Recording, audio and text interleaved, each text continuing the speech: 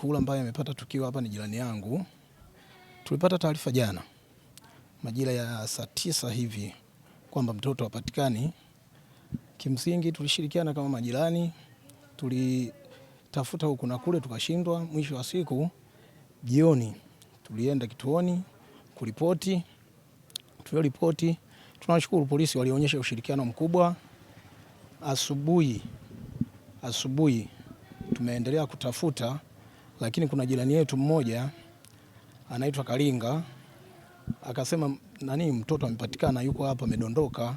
Umeona? Amedondoka, lakini kwenda kuangalia ni maiti, ambayo tukasema bwana ngoja tufunike twende tukaripoti tena polisi kwa mara ya pili. Tumeenda kuripoti, wamekuja polisi, wameonyesha ushirikiano mapema kuja kuangalia. Ripoti iliyoonekana pale kama yule mtoto amepigwa tu, ameletwa pale.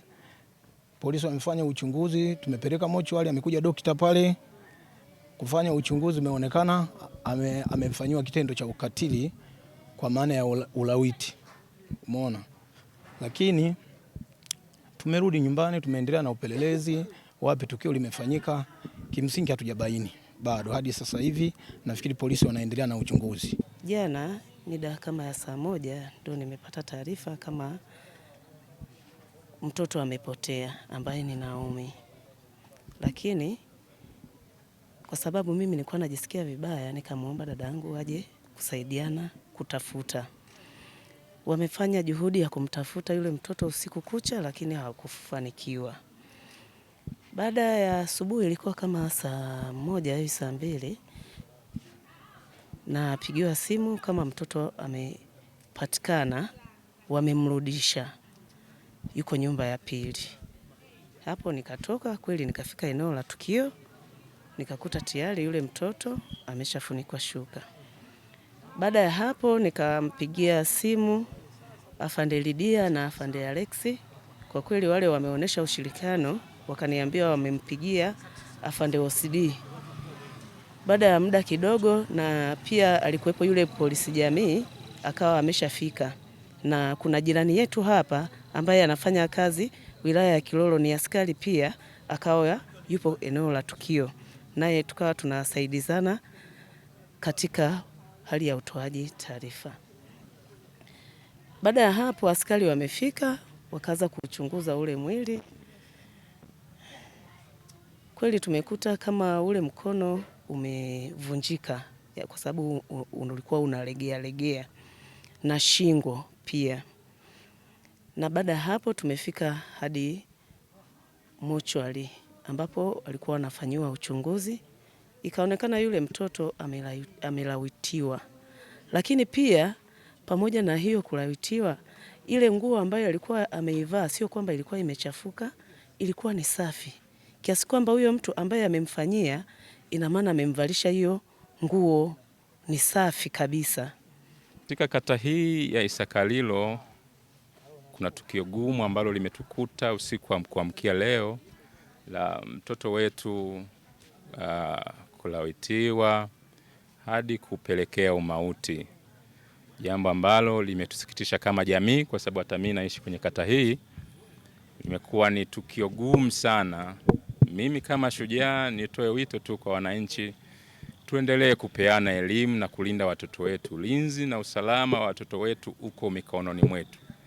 Lakini upande mwingine, tunapokuwa kwenye majukumu yetu, mlinde mtoto wa mwezio, ndio wa kwako, na vitu kama hivyo. Tunashindwa kuongea sana, lakini limeshatukuta na tunashindwa kulitolea ufafanuzi vizuri kwa sababu tayari limetukuta. Lakini kwa tunakuendelea sasa, tujipange tuone namna gani tunaweza tukaona kushirikiana na serikali kulinda watoto wetu na jamii zetu kwa ujumla.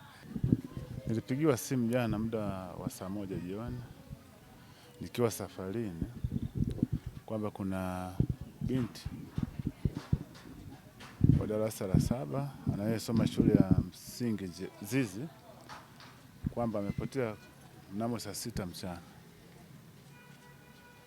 Basi kwa sababu nilikuwa safarini, nikawaruhusu wajumbe wangu watoe ushirikiano wa kuweza kushirikiana na wananchi wengine kutafuta yule binti, lakini hakuweza kupatikana kwa jana jioni. Baada kulipokucha asubuhi, niendelea kupata taarifa nikiwa bado niko safarini kwamba yule binti hajaonekana mpaka asubuhi, lakini kuna msamaria mwema ambaye amepita maeneo ya nyumba ile ya kakake Naomi, akamkuta maeneo yale Naomi akiwa amefariki. Matukio kama haya yametokea mwaka uliopita, mwaka jana kwa maana hiyo, lakini polisi jamii waliweza kuyadhibiti kwa kushirikiana na polisi. Yalitulia, lakini sasa yameanza upya, ambapo matukio yaliyotokea leo hii na siku zilizopita ilikuwa tofauti. Kipindi cha nyuma yalitokea kumlawiti mtoto alafu wanamrudisha sehemu ya tukio, lakini sasa hivi mtoto kafanywa vitendo vya ukatili ambavyo si vya kutaja mbele ya jamii hii, kwa sababu ni vitendo vya kudhalilisha sana. Kwa hiyo tarehe jana ametoka asubuhi hapa, ameenda shule. Alivyotoka shule amefika hapa. Alivyofika hapa kakake akamtuma aende akanunue kiberiti. Ilikuwa saa 6 mchana. Alivyoenda kununua kiberiti hakurudi. Tumeendelea kumtafuta. Leo hii asubuhi tumejidamka kwenda kutafuta kwenye mapagali huko chini. Baada ya hapo tulivyorudi hapa tunakaa tunajadiliana, tunamkuta yuko nyumba ya pili walipokuja wakamweka asubuhi. Inaonekanika kavunjwa shingo, alafu kwenye paja kuna alama ya vidonda, na upande mmoja kwenye mbavu kuna sehemu kuna michirizi kumechanika.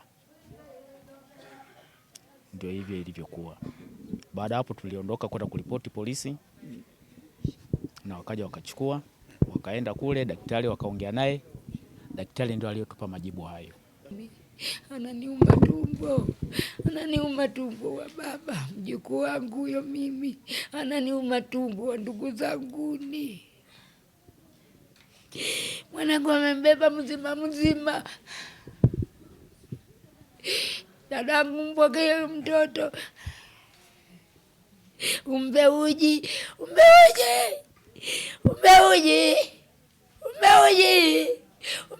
dadangu wewe. Umbe uji Naomi. Umbe uji.